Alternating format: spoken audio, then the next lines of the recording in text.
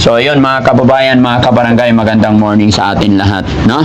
At sa araw na ito po yung schedule ni Ate Lisa para sa follow-up check-up niya. Kaya nandito ang team sa kanilang bahay sunduin kasama si Tatay Benny.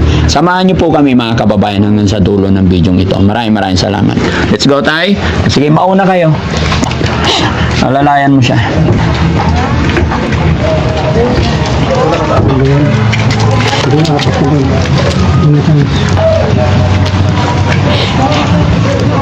Baha dito mga kababayan. Bantayan mo yung mga kapatid mo, ha?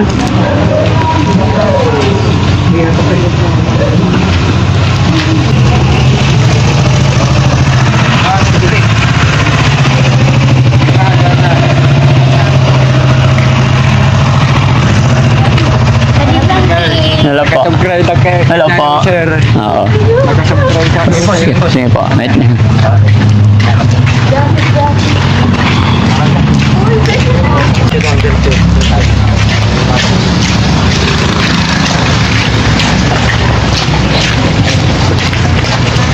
Pero nag-almusal na kayo, Tay?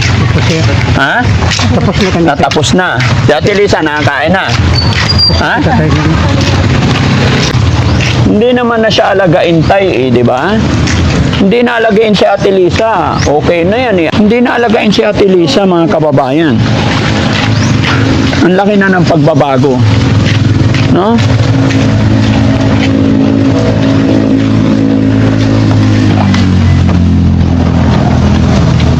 Oh, doon kayong dalawa. Umihi ka na, Ate Lisa? Oo. Sabihin mo, ha? Doon sa dulo, Ate Lisa. Yan, tabi kayo dyan.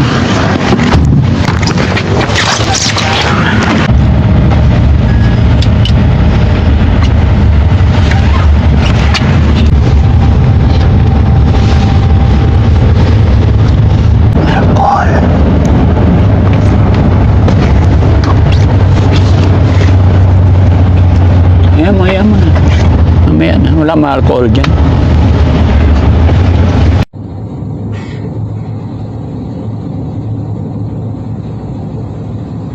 Tama kami dun bago, Tay. Kay Kuya Oliver. Makulit. Paliguan ko eh. Pumapalag. Malikot siya. Oo. Pasaway nga. Parang ikaw din. Oo, natawa ka. Paliguan ko mamaya yun. Ikaw, Tay, pag makulit ka, paliguan din kita. Elisa, okay ka lang? Sabihin mo pag iihi ka, ha? Huwag kang iihi dyan, ha? Hindi ka nakakaramdam ng ihi? Hindi naman. Doon na lang tayo kakain. Kasi nahabol natin yung doktor natin. Opo, sir. Layo-layo pa yung biyahe natin, eh. No? Nag-almusal naman kayo. Bale, pagdating doon, basta importante na pa-check up. Kasi importante yun, Tay, eh. Check up, gamot niya ulit, Opo, sir. kung ano i-resita nila. So, kampante tayo. Tuloy-tuloy lang yan, Tay. Hindi naman naalagaan yan. Di ba, Ate Lisa? Normal na. Kaya lang, dapat mapaayos yung hair niya. Pakabain ng konti. Tapos para babaeng-babae, ano?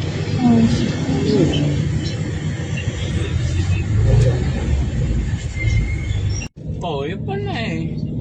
Bakit hindi ka maghanap ng trabaho para may pagkain kayo araw-araw?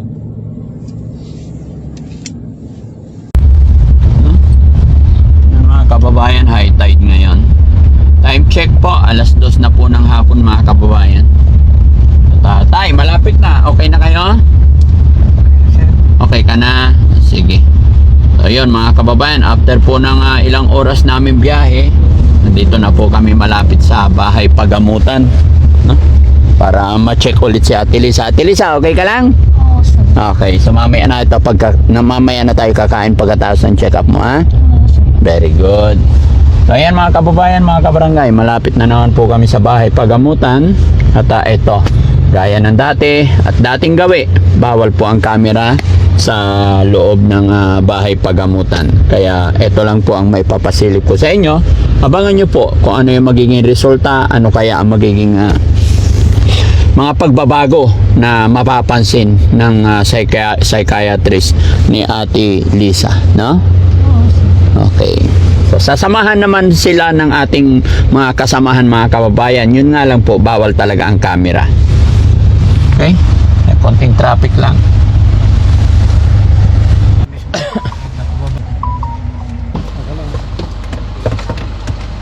Ako na.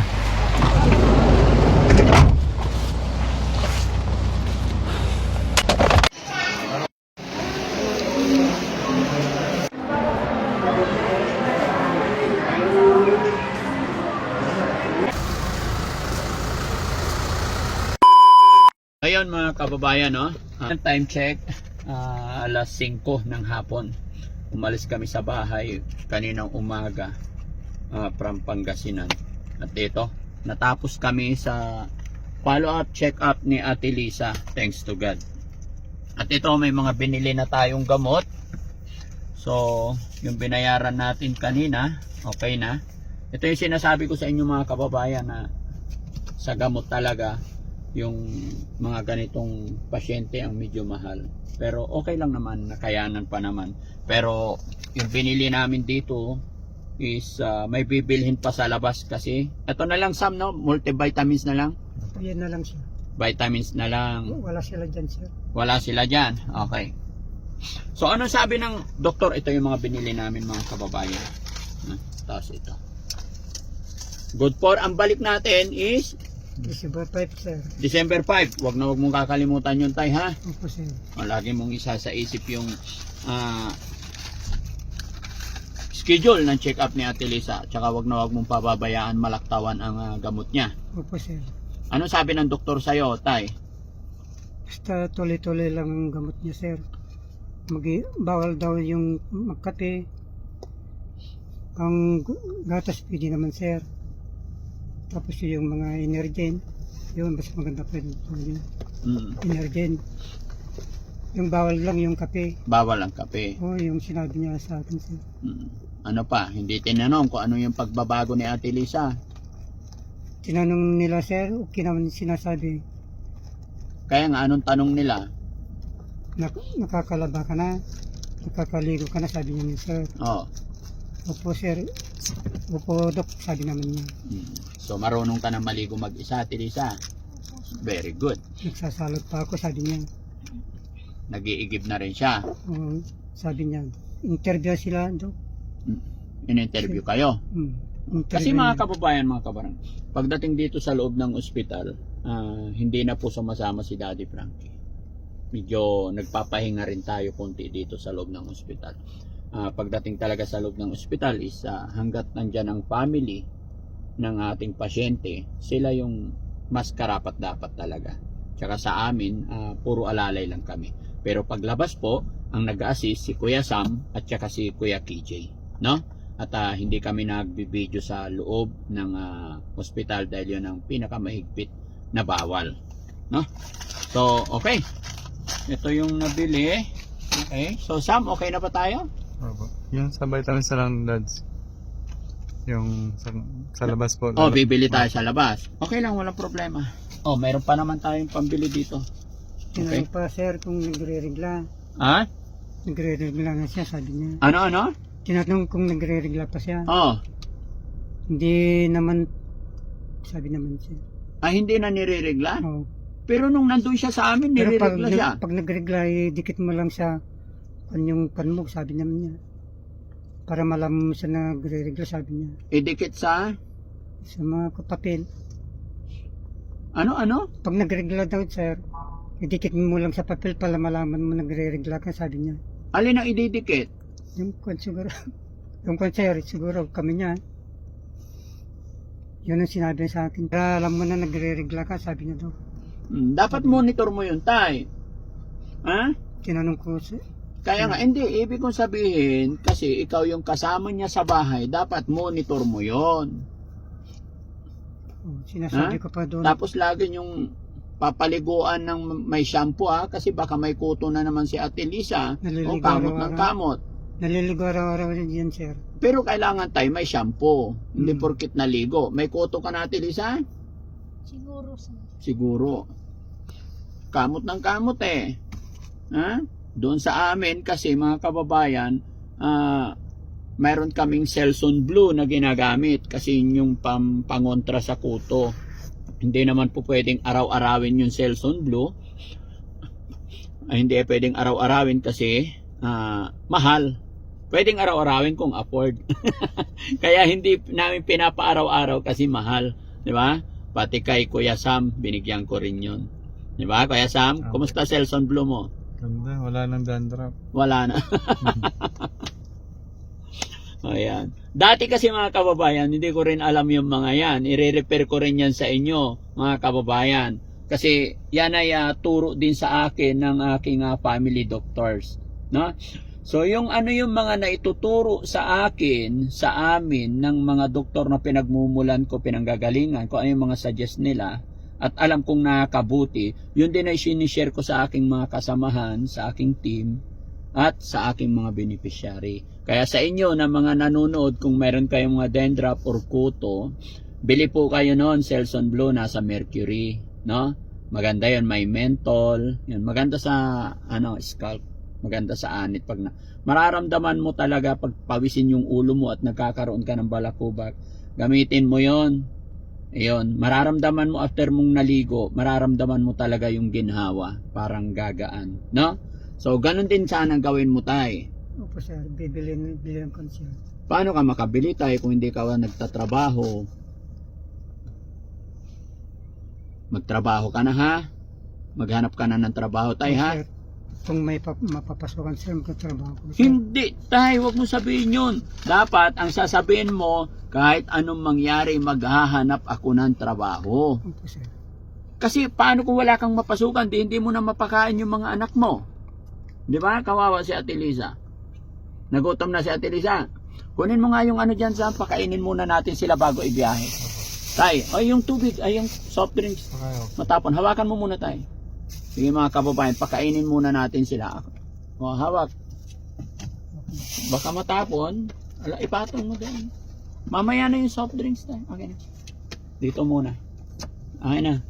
Pakain muna kayo. Iabot ko sa inyo pag tayo mo nga dyan, bro. Ayan, be careful, be careful. O, sige, pakainin nyo muna sila. Tay, sige na, kain na muna. Kasi gutom na itong mga kababayan. No? Gutom na si Ate Lisa. O, sige, pakainin. Bigay ka, Ate Lisa. Ayan. Habang naghihintay kasi kami mga kababayan, kumain na rin kami. Okay ka na. Ingat. Ibuhos mo na lang sa kanin yung Ayan. Si Tatay Benny naman nakarami anak na hindi pa halos marunong mag-alaga ng pamilya, asawa. Ha? Maging attentive ka tayo, ha? Yan, magkutsara kayo. Ha? Anong oras daw inom ng gamot niya? Pag alas 8 sir. Alas 8 ng gabi? Basta gabi lang sir. Pag inom. Tulad niyo yung dati. Parehas lang. Sir. Okay, very Kutsara ka good. na. Oo, ganun lang yan. Hindi ka Kasi, magpapatsara. ano yan? Mga ganitong pasyente, mga kababayan. Maintenance na yan. Tsaka hindi naman po kagaya ng ibang may sakit na napakaraming gamot. Hindi. Sa umpisa lang, mahal talaga. Hanggang patagal ng patagal, nagkakaroon na ng yung iisa na lang, bumababa rin. Parang control na lang para hindi magka-problema. Kanya nga lang, syempre, pag mahal natin ang pamilya natin, tuloy-tuloy na lang, halagaan natin sa pagkain, di ba? Okay. Asan ang chicken niya? Okay? O, sige tayo. Sige tayo. Meron naman siya, kain na. Ingat lang, ha? Pwede sir. Sir, kain tayo. Sige lang. Kain lang kayo. So ayan mga kababayan, mga kabarangay, no? Ito po yung update ko sa inyo. At maraming salamat po sa walang sawa ninyong pagsuporta sa amin sa Team Daddy Frankie, no? Pinapakain ko lang muna sila, and then kasi paglabas namin diyan may dadaanan kaming sigsag. Kung pakainin ko sila sa biyahe, may hirapan. Muli po mga kababayan, maraming salamat. Gaya ng aking sinabi, hindi po magagawa ng Team Daddy Frankie po ito kung wala kayo na laging nakasuporta sa amin. Nawa po ay hindi po kayo magsawa na tumulong o sumuporta sa Team Daddy Frankie para tuloy-tuloy natin magabayan itong ating mga beneficiary. No? Tulungan nyo ako, bigyan nyo ako ng idea mga kababayan. Pagpasensyaan nyo na rin po ako, lagi kong sinasabi kung anong magandang i-offer natin kay Tatay Benny para magkaroon ng trabaho, kasi nga po sinasabihan ko siya kasi mula noong na-rescue natin si Ate Lisa ay hindi na nagkaroon ng trabaho at nandoon naman yung anak niyang panganay. So bigyan niyo po ako ng idea kung paano gagawin natin para hindi magbalik sa problema si Ate Lisa, kasi kung ganyan ng ganyan, syempre pag nagutuman mas lalaki ang problema. Paano kung hindi na natin sila nabalikan? Paano kung wala ang Team Daddy Frankie?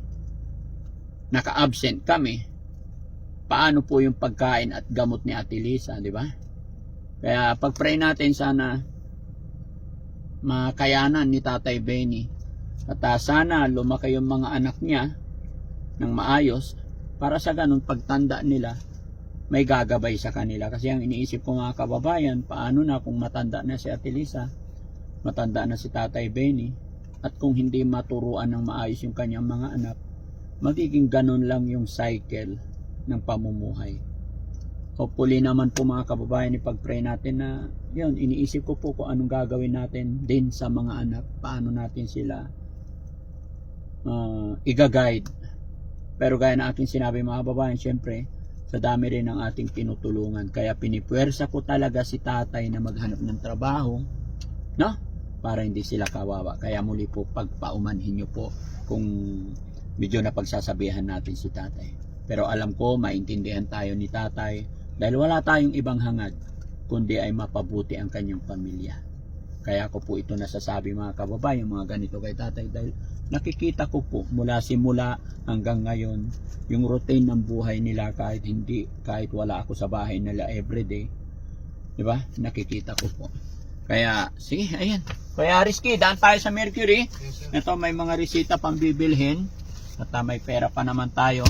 At salamat sa mga nagpapadala through GCash mga kababayan. Marami akong nakikita na nagpapadala, nagsisend through GCash. May mga 100, 20, 50. Ay napakalaking bagay po yan. Yun po yung last na panawagan ko mga kababayan, na para sa expenses naman ni Kuya Oliver. Kasi bukas naman po, pag uwi namin ngayon, bukas naman si Kuya Oliver naman ang ibabiyahe namin sa bahay pagamutan. At gabayan sana ng Panginoon na makauwi kami ng maayos. I-bless ni Lord ang ating driver para maging maayos ang pag-uwi namin sa bahay. Kuya Rizky, no? Be careful ka lagi kasi marami pa tayong dadalhin. No? Mga kababayan, abangan nyo rin po bukas yung pagdadala namin kay Kuya Oliver sa pagamutan. No? So, let's go. Okay? Kain lang kayo dyan. Kain lang, ha?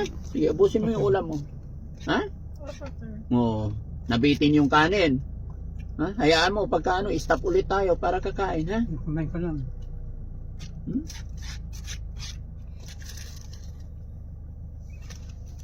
Oh, nandito yung inumin nyo. Sabihin mo pag iinom na.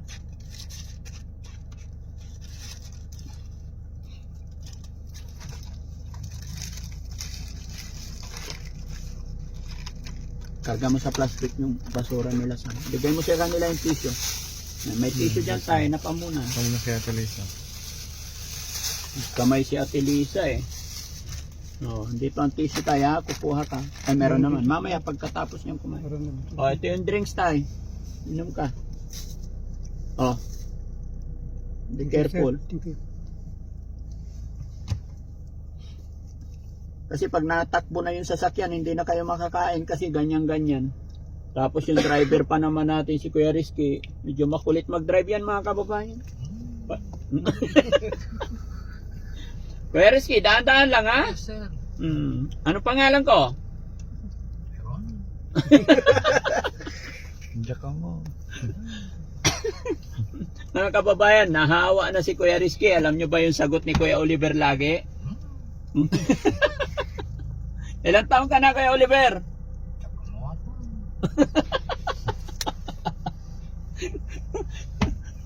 Mahanginan ka. Anya inagan mo? Ilocano dyan sir. Wala.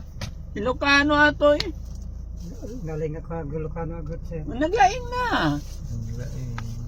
Naglaing ka mag-Ilocano, Kuya Oliver? Diyan ka mo. O, tay, tago mo na to. Yan yung gamot. Ha? Vitamins na lang bibilhin natin. Okay sir. Yan. Ikamay ka lang. Nakarating. Ha? Kasi balkot ka tan. O, i-plastic mo. May plastic ko tayo ka. Karga nyo dun sa plastic. Sayang yan. I-assist mo sila. Ano? Kayasan. Kaya yun ko O, inom ka, inom ka. Kulang pa yung inumin. Akan yung isa dyan, Kuya Rizky. May inom yan. Ha? Atoy pa. Suwanan sir, timinuman. Nagawid tayo? Mabalinan? One sir. Mabalin sir, tagay din ta. Nagawid din ta. Alpas matitikapan sir. Ano? Nalpas titikapan sir. Ay, naalpas na tichik kapon. Ilocano. Oh. Oh. Diyan mo. Kailangan maghanap kang trabaho, Tatay Benny, ha? O sir. Okay, very good. Oh, let's go na, Kuya Rizky. Ingat, Kuya Oliver. Thank you, Lord. Ito pa inumin mo. Ito po yun.